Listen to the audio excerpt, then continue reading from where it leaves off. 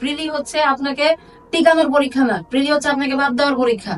আমার নিজের মনে আছে, আমি যখন ক্লাস 10-এ পড়তাম, কাজী নজরুল ইসলামের জন্মসাল, হ্যাঁ, ক্ষয়ে লেখা আছে 1899 আর ঘয়ে লেখা আছে 1999। বুঝছেন, আমার চোখের দেখার ভুলের কারণে আমি 1999 দিয়ে আসছি।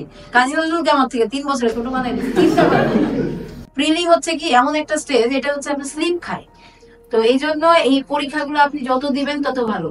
কেন এই কথাগুলো বলা, যে প্রিলি মানে শুধু আপনি জানেন এইটা না, প্রিলি মানে অন দ্যাট মোমেন্ট আপনাকে মাথা ঠান্ডা রাখতে হবে। আপনি 100টা কোশ্চেন পড়বেন, আপনি যদি পার কোশ্চেনের জন্য টাইম হিসাব করেন 36 সেকেন্ড, তাই না? তো 36 সেকেন্ড আপনি পড়বেন, পড়ে অ্যান্সার করবেন, সঠিক অ্যান্সার করবেন, এটা খুব টাফ, তাই না? আর আরেকটা বিষয়, সেটা হচ্ছে আমি সব সময়ই বলি, প্রিলি হচ্ছে আপনাকে টিকানোর পরীক্ষা না, প্রিলি হচ্ছে আপনাকে বাদ দেওয়ার পরীক্ষা। আপনি ধরে দিবেন, মানে থাকে না শ্যাল প্রিজুম, তো এটা হচ্ছে শ্যাল প্রিজুম, আপনাকে বাদ দিবে আনলেস আপনি নিজে কি করতে পারেন।